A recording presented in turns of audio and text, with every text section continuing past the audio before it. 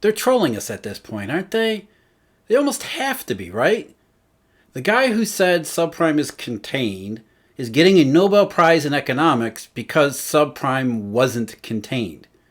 How in the hell do you get from one to the other? That's really the question. It's not just some academic thing, nor is it some kind of, seeking revenge or some kind of reckoning on Ben Bernanke. It really tells us a lot about what's going on. And there's more to it than giving Ben Bernanke a Nobel Prize. It's trying to rewrite history so as to avoid accountability. That's what's really going on here. And it has implications that span not just, finance and money, but economy, politics, and everything else. Giving Ben Bernanke the Nobel Prize is ridiculous. But it's not just ridiculous because, of course it is, the guy who presided over the worst financial crisis. See, I did it. There it is. I said the word that they want us to say. The guy who presided over the worst financial crisis. Financial crisis. What is a financial crisis? Is that what really happened in 2008? Was it a financial crisis? Are we still experiencing financial difficulties in 2022? That's what's important here. The use of the word financial when the word should be monetary. Now, I'm Jeff. This is Eurodollar University, and this is the place in the video where I remind everybody, if you're watching this on Emil Kalinowski's channel, you're going to want to go over to the Eurodollar University YouTube channel. If you're listening to this on Apple or Spotify or any of the podcast outlet, you don't need to do anything. If you're watching this on Eurodollar University, thank you for scrolling over to our channel there. That's where the videos are going to end up in the future. Now, as I said, I'm Jeff. This is Eurodollar University. Today is a day, it won't live in infamy, but it's a day about infamy that should be more well understood in terms of history. Not just history, but the history of what happened that explains how we got where we are today, which, if you've noticed, isn't in a very good place whatsoever. The world is as unstable as it's been in a very, very long time, and nobody seems to have any answer for it. And the reason is because nobody is held accountable for what has happened. Least of all, those who were at least responsible for watching over what they told everybody they were so responsible for. Now again, what is today? The October 10th, which means Ben Bernanke, the announcement, the Swedish central bank said that he along with two other people are going to get a Nobel Prize for their work in identifying what went wrong in the financial crisis. Financial crisis. Isn't that convenient? A financial crisis is not something maybe you would expect a monetary authority to be able to have much to do. And that's really the issue here. Again, it's about calling this a financial crisis and then figuring out what went wrong in the financial system from the perspective of a monetary policy official.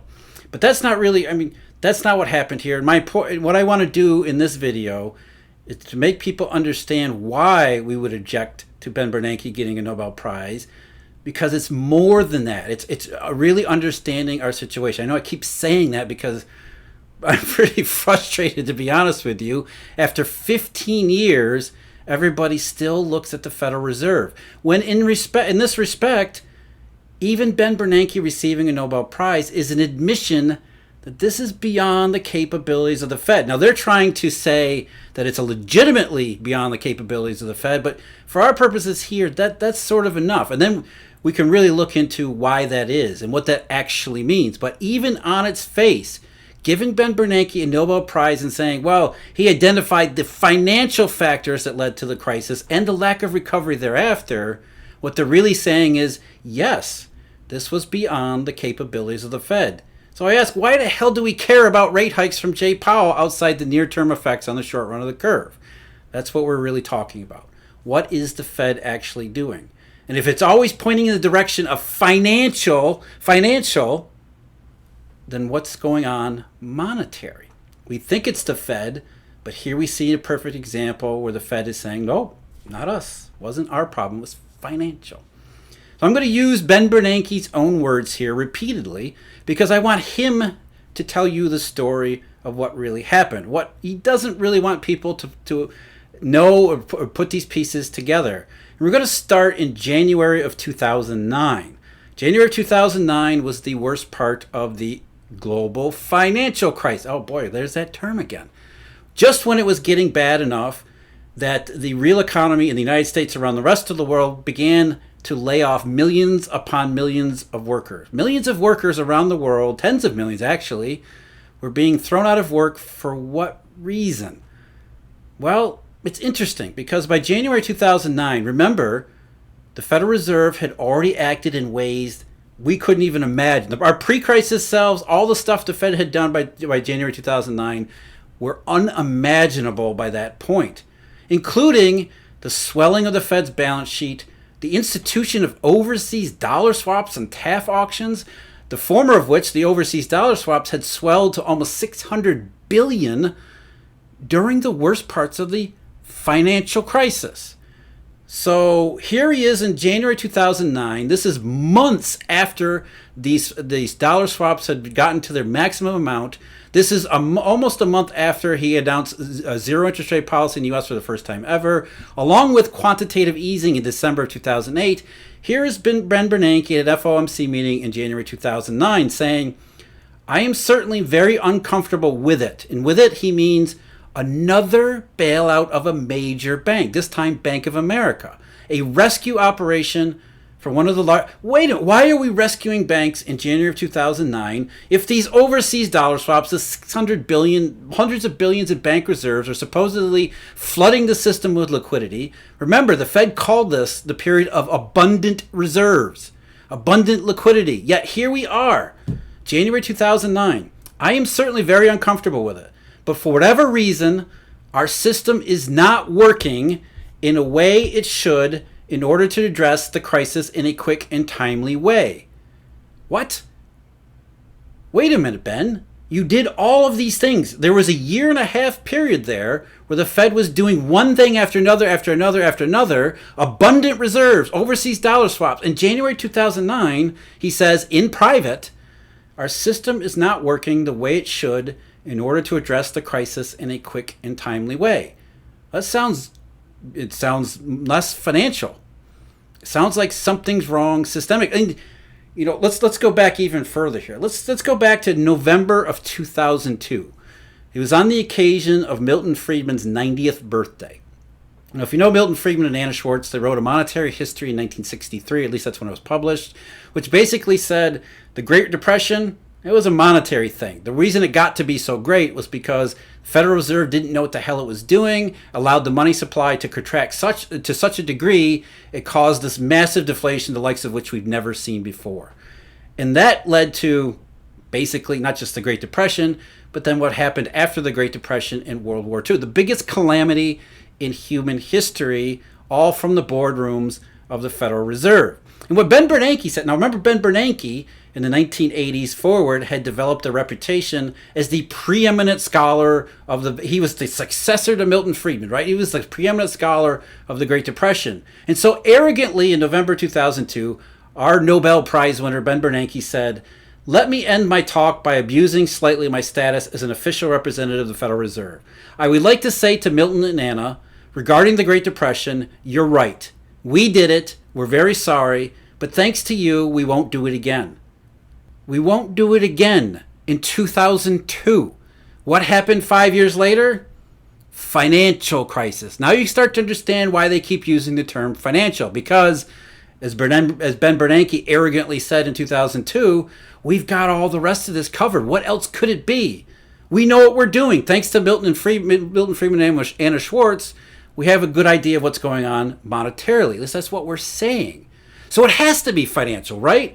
It has to be financial. But wait a minute.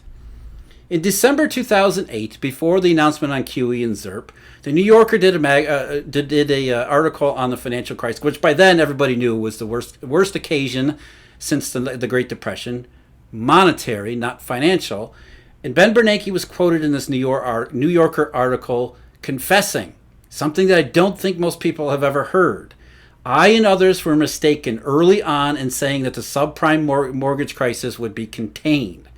The causal relationship between the housing problem and the broader financial system was very complex and difficult to predict.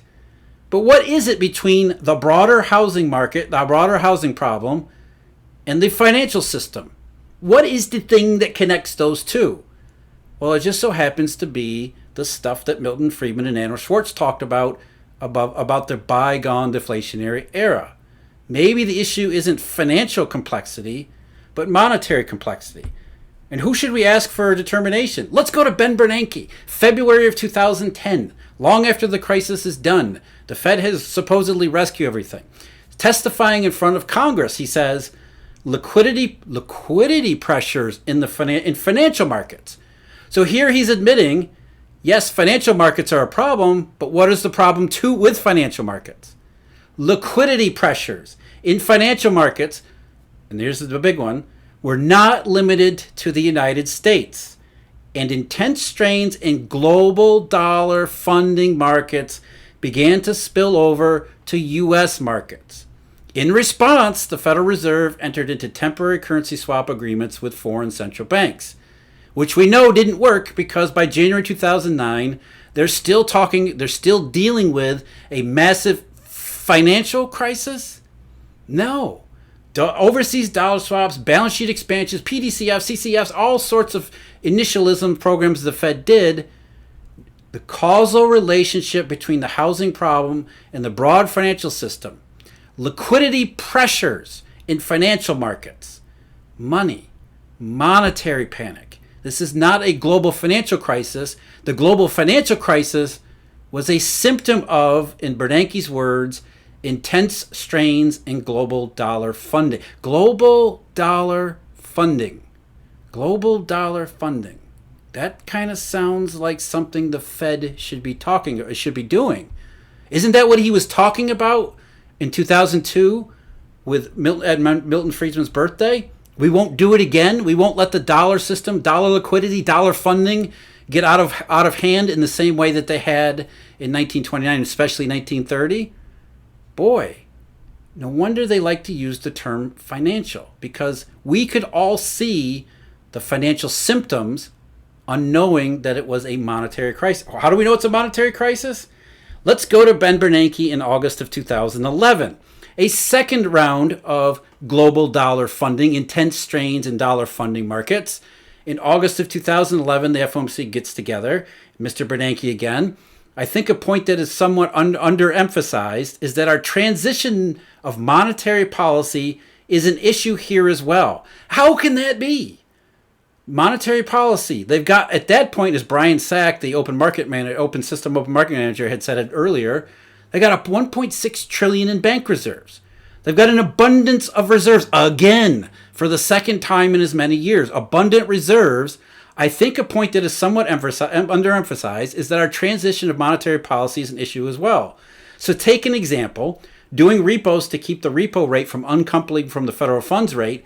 Arguably, there are issues there relating to transmission. It's our indicator of the stance of monetary policy, but presumably we're aiming at financial conditions more broadly. Monetary disruption, decoupling, quote-unquote, monetary policy from financial conditions more broadly. Monetary comes first, financial then the symptoms. Let's go further. Again, of 2011.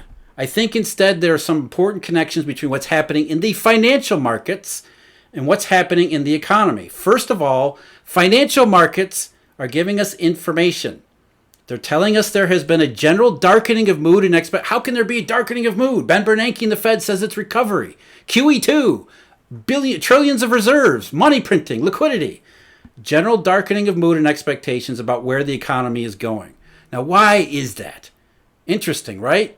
The Fed has done 2 QEs by that point. Bank reserves have swelled to 1.6 trillion, and financial markets are telling everybody who knows how to read them there is a monetary problem, a second one in as many damn years.